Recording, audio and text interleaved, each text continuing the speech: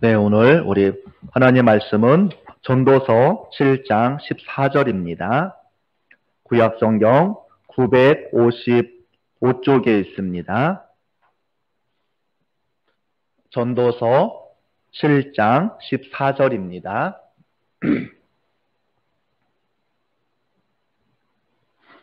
우리 한 목소리로 봉독하겠습니다. 형통한 날에는 기뻐하고 곤고한 날에는 되돌아보아라. 이 두 가지를 하나님이 병행하게 하사 사람이 그의 장래일을 능히 헤아려 알지 못하게 하셨느니라. 아멘. 오늘 말씀의 제목은 지혜로운 삶을 살려면 이라는 제목과 같이 은혜를 나누고자 합니다. 이제 코로나19 확진자가 급속도로 증가됨에 따라서 정부의 우리 사회적 거리두기 방침에 따라서 일단은 이번 주와 다음 주는 저희가 주일 예배를 11시에만 우리 온라인 예배로 우리 드리도록 하겠습니다. 이 코로나19의 확진이 다 알다시피 교회를 통해서 이루어짐을 통해서 또 교회 이미지 실추와 또 우리 복음 사역에 많은 장애물이 될 것 같은 현실에 또 안타까움이 있습니다. 또 더 나아가서 한 사람의 목회자로서 또 우리 성도들을 바른 신앙관, 바른 성경관으로 양육하는 것이 얼마나 또 중요한지를 또 새삼스럽게 느끼게 되는 시간이기도 합니다. 우리 모두가 이 조속한 안정을 위해서 기도 많이 해주시고 또 개인 방역에도 더욱 힘써 주시면 감사하겠습니다. 우리가 성경 말씀 가운데 지혜서라고 하면 크게 이 세 권의 책을 가리킵니다. 욥기서와 이 전도서와 잠언, 이 세 권을 특히 우리가 지혜서라고 흔히 이야기를 합니다. 이 책들은 우리들에게 인생을 살아가는데 이 지혜가 무엇인가를 우리들에게 보여주고 있습니다. 욥기를 보면 하나님을 잘 믿던 욥이 한순간에 도저히 감당할 수 없는 고난을 만나서 가지고 있던 모든 것을 다 잃어버립니다. 자신의 재산, 자녀, 건강마저도 다 잃어버리고 주위의 친구들마저도 아내마저도 힘들게 하는 상황 가운데서도 불구하고 신앙을 지키는 모습을 통해서 우리에게 지혜를 주고 있습니다. 또 전도서는 1장에 헛되고 헛되며 헛되고 헛되니 모든 것이 헛되도다 라는 말로 시작하면서 인생 무상을 통해서 우리 인생의 목적이 무엇인지를 우리가 알아갈 수 있는 지혜를 우리들에게 허락해 주고 있습니다. 또 이 잠언은 인생의 여러 가지 삶의 교훈과 지혜가 무엇인가를 보여주고 있습니다. 그래서 이 지혜서를 다 묶어서 종합해보면 우리에게 주는 중요한 교훈이 있는데 그것은 바로 무엇이냐면 우리 인생에는 어려운 문제가 늘 있다. 그리고 그 문제는 언제 어디서 어떠한 형태로 다가올지는 아무도 모른다. 그러나 하나님께서 우리에게 이런 어려움을 허락하신 데는 분명한 이유가 있다. 이 세상에 어떤 것도 아무 의미 없이 우연히 일어나는 일은 아무것도 없다. 모든 것이 하나님의 섭리, 하나님의 계획, 하나님의 인도하심 안에 이루어지기에 그 안에서 지혜를 얻으라 라고 우리에게 말씀해 주고 있는 것입니다. 오늘 본문에서도 우리의 인생에 크게는 두 가지 날이 있음을 우리들에게 보여주고 있습니다. 하나는 형통한 날, 하나는 곤고한 날이라고 얘기합니다. 아마 여러분들 다 인생을 살아가면서 내 안에 기쁘고 즐겁고 행복한 일도 있었고 곤고하고 고난과 힘듦과 어려운 환경의 날이 있었을 것입니다. 마치 옷감이 이 시줄과 이 날줄로 옷감을 이루어 나가듯이 우리의 삶도 우리에게 기쁘고 좋은 날만 가득하면 참 좋겠는데 오히려 슬프고 힘들고 안 좋은 날이 더 빼곡히 많은 것을 우리가 볼 수밖에는 없습니다.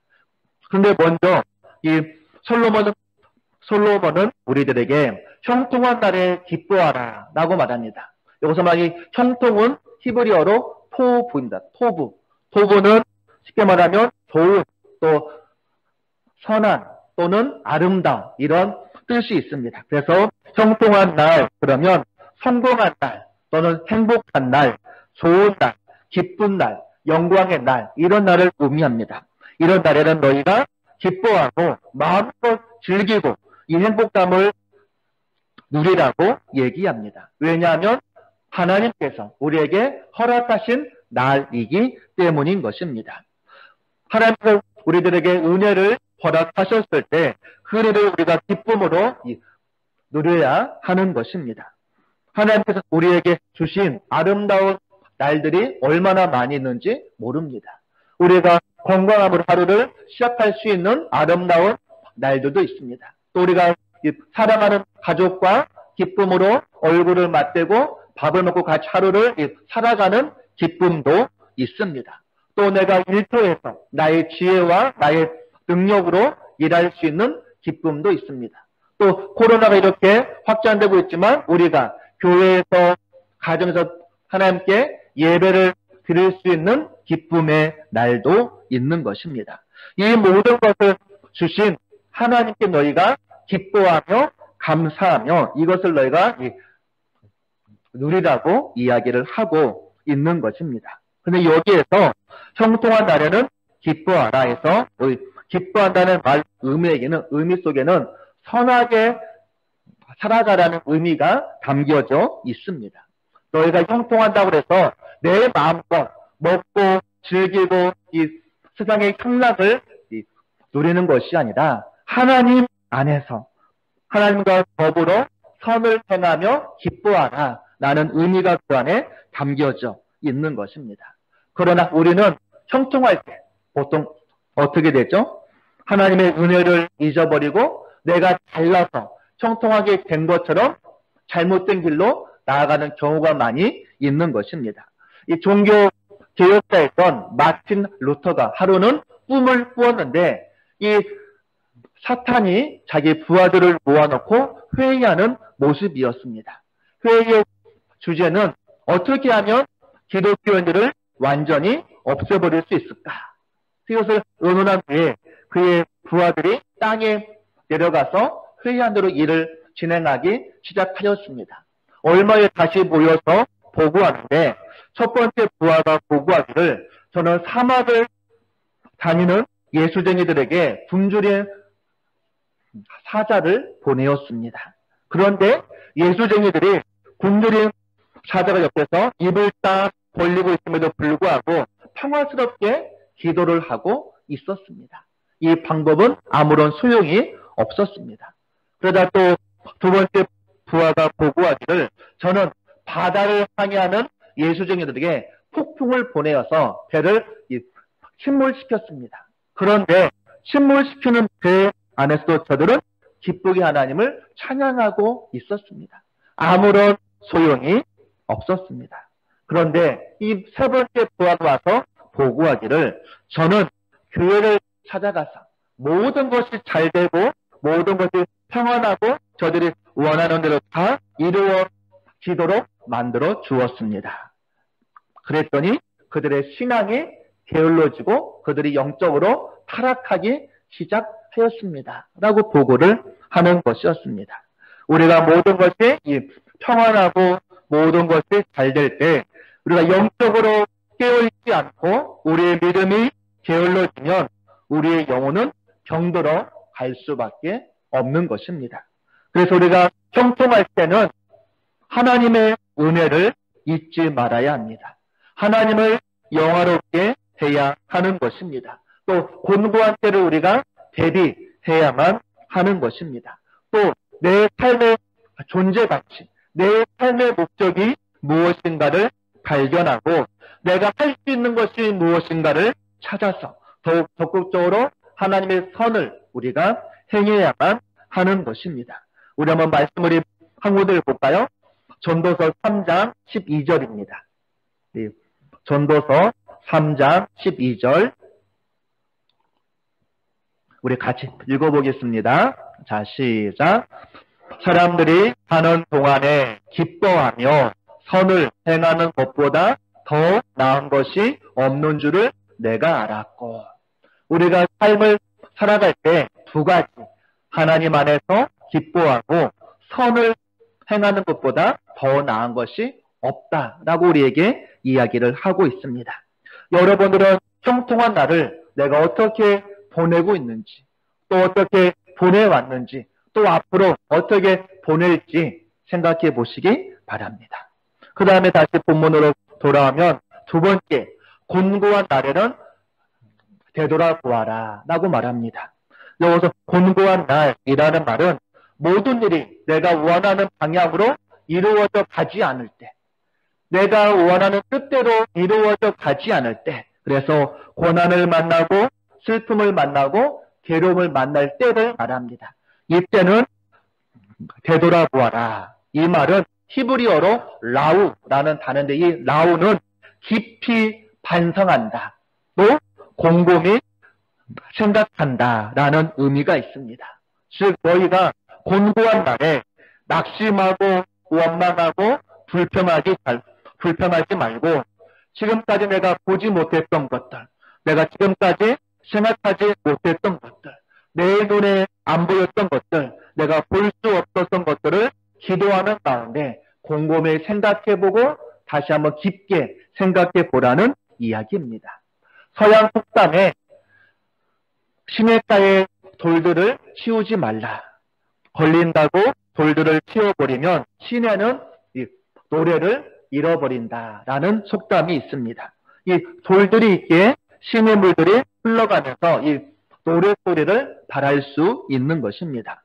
고난도 마찬가지로 고난이 없는 삶은 어떻죠? 보기에는 참 편하고 행복한 것처럼 보이지만 행복만 쭉 이루어지면 우리 삶이 무의미하게 느껴지고 단조로운 삶으로 전락할 수밖에 없는 것입니다. 2000년 교회 역사를 보아도 교회가 핍박의 시대에는 오히려 신앙이 견고해지고 부흥의 역사를 경험할 수 있었습니다. 그러나 기독교가 국가의 국교로 인정이 되거나 국가의 보호를 받는 순간에 핍박이 없어진 시대에는 모두 다 영적으로 타락하고 말았던 것입니다. 그러면 우리가 곤고한 날에 무엇을 되돌아보고 무엇을 깊이 반성해야 할 것인가? 저는 크게 이 네 가지를 같이 생각해 보고자 합니다. 첫 번째로는 내가 잘못한 것이 없는지 내 신앙을 재점검해 보아야 하는 것입니다. 우리가 겪는 고난이 모두 내 잘못 때문에 오는 것은 아닙니다. 그러나 분명히 내가 잘못해서 오는 부분도 때로는 있는 것입니다. 우리가 속이 더부룩하고 소화가 잘 안 되고 배가 아프면 가장 먼저 무엇을 생각하죠? 내가 무엇을 잘못 먹은 음식이 있나? 라고 생각하는 것처럼 우리에게 곤고한 날이 다가오면 내가 무엇을 잘못한 것이 있나? 먼저 생각해 보아야 하는 것입니다.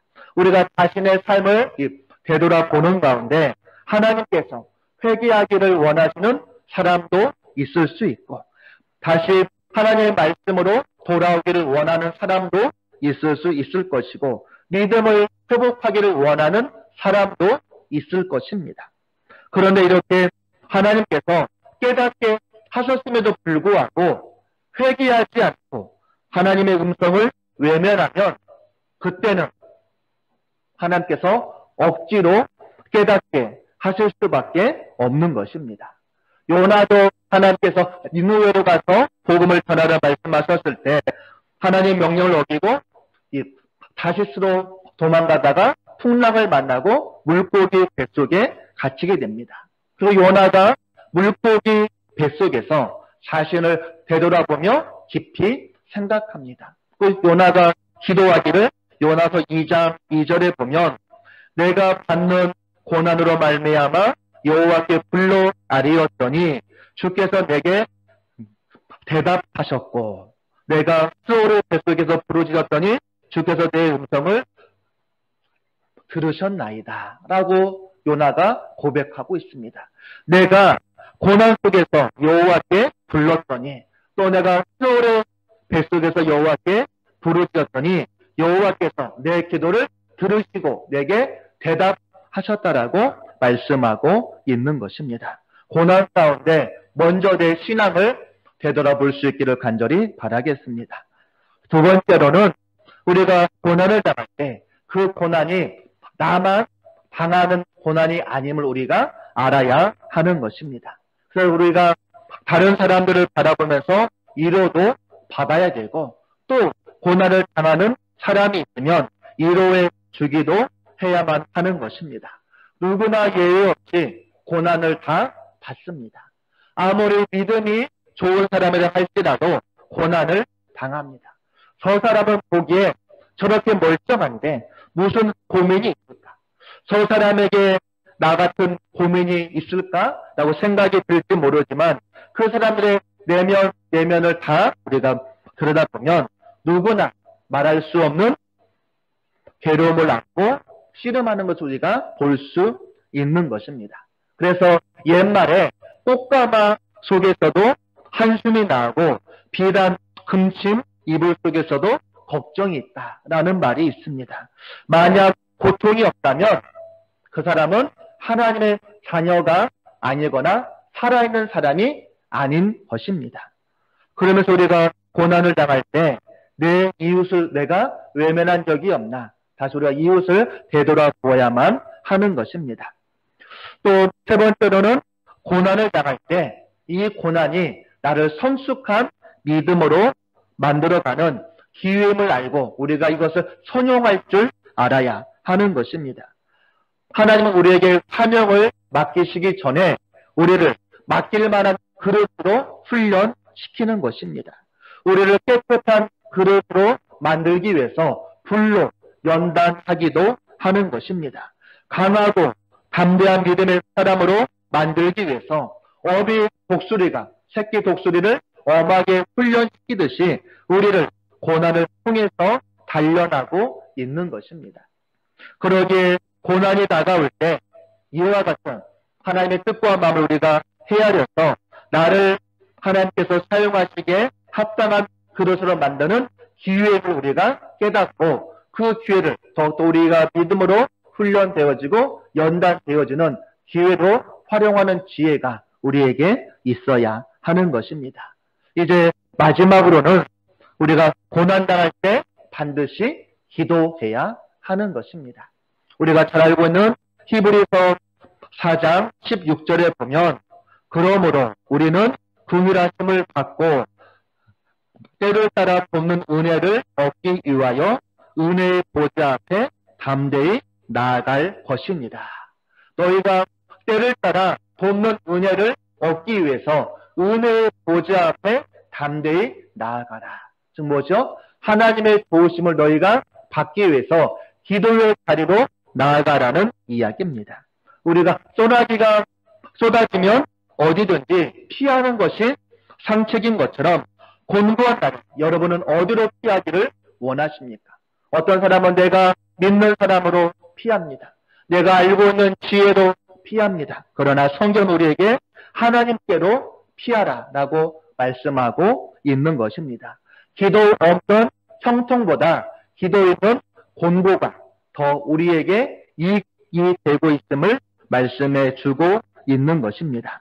그러게 우리에게 곤고한 날에 하나님의 섭리를 깊이 생각하고 우리가 하나님을 더 의지할 수만 있다면 그 곤고한 날은 나에게 화가 아니라 복된 날이 될 수 있는 것입니다.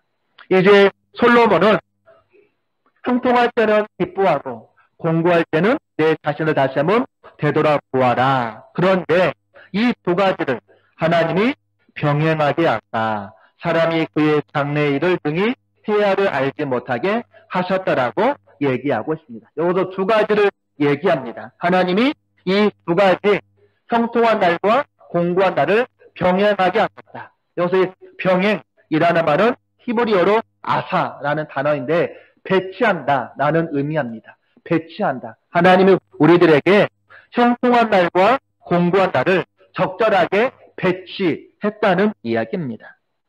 그런데 우리는 하나님께서 우리가 행복한 삶을 살기를 원하신다면 형통한 날만 배취하시지 왜 굳이 곤고한 날도 우리에게 배취하는가 의문이 생길 때가 있습니다. 또 곤고한 날을 허락하실 거면 아주 작은 것만 허락하시지 왜 내가 도저히 감당할 수 없어 염려하고 걱정하고 좌절할 정도로 큰 곤고한 날을 허락하실까 의문이 생길 때도 있습니다. 그러나 우리에게 형통한 날만 있는 것보다 가끔은 곤고한 날도 있어야 우리가 행복한 사람이 될 수 있는 것입니다. 옛말에 이 땅에 아무리 좋은 땅도 햇볕만 비치면 나중에는 사막으로 변한다는 말이 있습니다. 만약에 우리들에게 형통한 날만 계속되면 어떨까요? 처음에는 하나님을 찬양하고 기뻐하고 좋아할 것입니다. 그러다가 점점점 어떻게 바뀔까요? 내가 잘나서 형통이 나에게 온 것처럼 결국은 하나님의 은혜를 망각하고 교만해지기 쉬워지는 것입니다. 오늘 말씀을 기록한 솔로몬이 그런 사람이었습니다. 우리가 솔로몬의 생애를 쭉 보면 솔로몬은 한평생 권력이든지 물질이든지 지혜든지 쾌락이든지 모든 면에서 부족함이 전혀 없었던 사람이었습니다. 어찌 보면 솔로몬은 한평생 형통한 삶을 살아왔던 사람이었습니다. 그렇다면 솔로몬이 자기 형통함을 통해서 하나님을 찬양하고 하나님께 감사드리고 평생 믿음 안에 거해야만 했을 텐데 어떻게 되었나요? 하나님의 은혜를 망각하고 하나님을 버리고 나중에는 우상을 숭배하는 자가 되고 말았습니다. 결국 인생의 말년에 가서야 저가 곤고함을 깨닫고 회개하고 하나님께로 돌아올 수 있었습니다. 우리 인생에도 햇빛만 비치고 부러움 한 점 없는 좋은 날이 있는가 하면 비가 오는 궂은 날도 있는 것입니다. 이 순풍에 돛달고 이 순조롭게 항해할 때가 있는가 하면 폭풍우를 만나서 거센 바람과 파도에 끌려 죽을 것 같은 때도 있는 것입니다. 웃을 때가 있으면 눈물을 흘릴 때가 있습니다. 건강할 때가 있으면 병들 때가 있습니다. 우리가 잘 될 때가 있으면 어려움을 경험할 때가 있는 것입니다. 이런 날들을 통해서 솔로몬은 우리에게 뭐라고 얘기하고 있냐면 우리 전도서 3장 11절을 같이 한번 우리 읽어보겠습니다. 전도서 3장 11절입니다.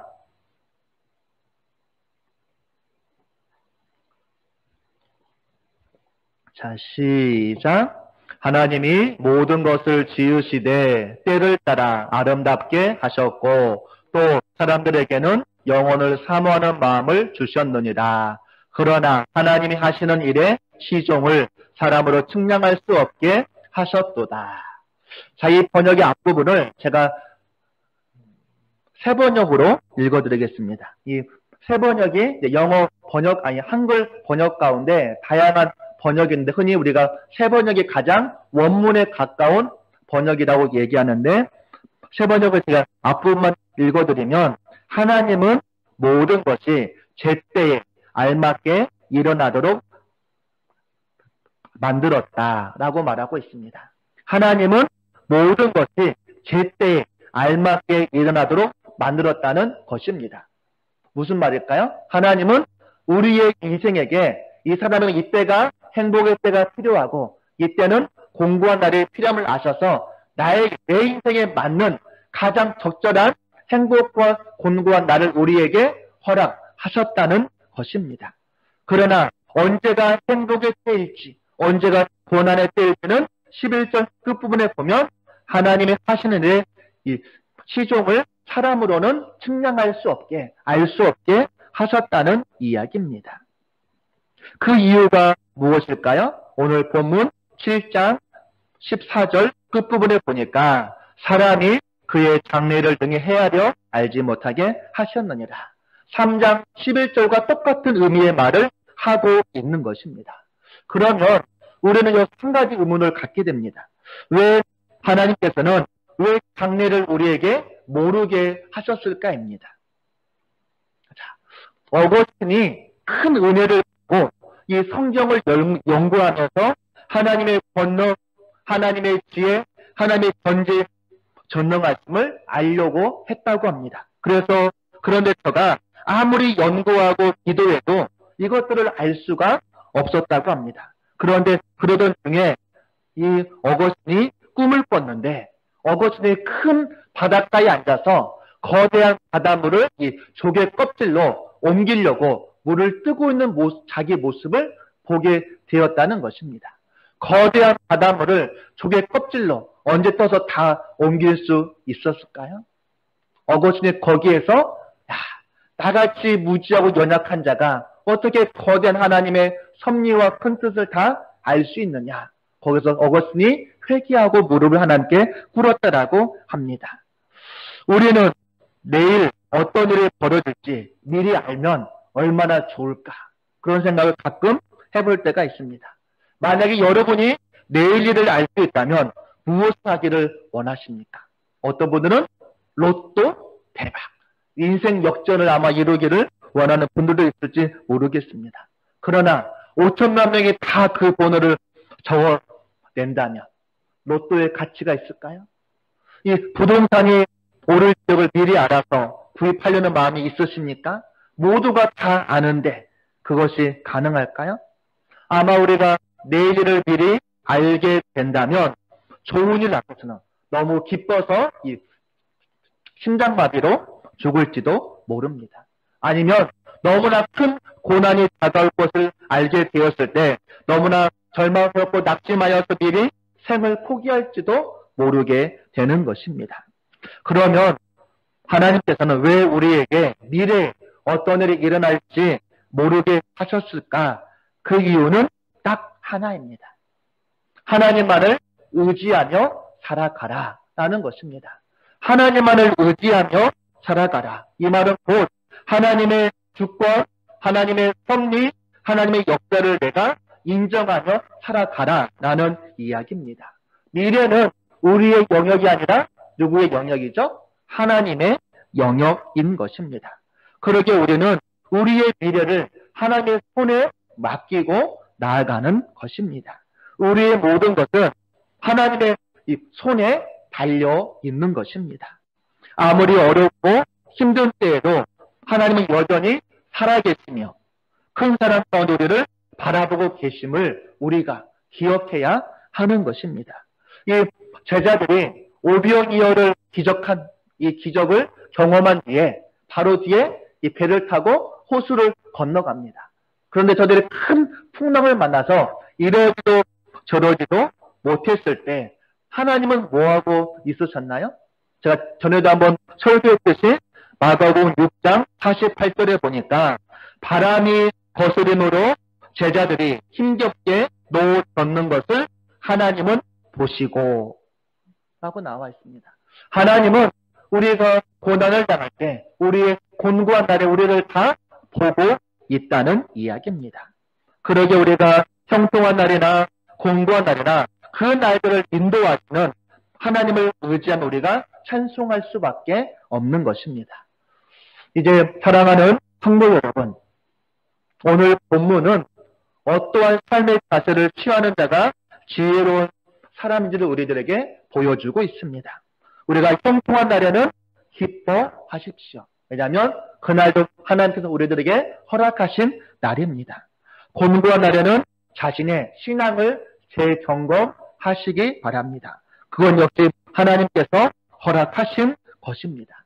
하나님은 우리의 인생의 형통한 날과 공고한 날을 적절하게 배치하셔서 우리의 삶을 단련시켜서 이 순금처럼 사용하시며 하나님만을 온전히 신뢰하는 믿음의 사람으로 우리를 만들어 가고 있는 것입니다. 그러기에 형통한 가운데 있다고 내가 자만할 필요도 없고 곤고한 날 가운데 있다고 낙심할 필요도 없습니다. 온전히 하나님만을 신뢰하며 나아가는 자가 지혜로운 자임을 기억하시기 바랍니다. 이제 안타깝게도 우리 사랑제일교회 발확진이 끝없이 이루어지고 있습니다. 그 끝이 어디까지일까? 또 오히려 많은 교회에 대한 말할 수 없는 수많은 악플들이 쏟아지고 있음을 통해서 교회의 신뢰도가 회복이 가능할지 또 사실 마음이 아프기도 하고 또 한편으로는 화가 나기도 하고 또 한편으로는 우리 한국교회의 모습 또 우리 목회자의 모습 또 우리 기독교인의 모습이 우리 사회에 어떠한 모습으로 비춰지고 있나 다시 한번 재점검하는 시간이 되기도 하였습니다. 어찌 보면 이제 한국교회가 다시 또 어려움의 시기를 이제 직면하고 있습니다. 이때 우리가 어떻게 하는 것이 지혜로운 삶입니까? 오늘 말씀 우리 7장 13절 한번 같이 볼까요? 7장 13절 우리 앞부분만 같이 한번 읽겠습니다. 자, 시작. 하나님께서 행하시는 일을 보라. 자, 이때 우리가 기억할 것은 하나님께서 행하시는 일이 과연 무엇일까?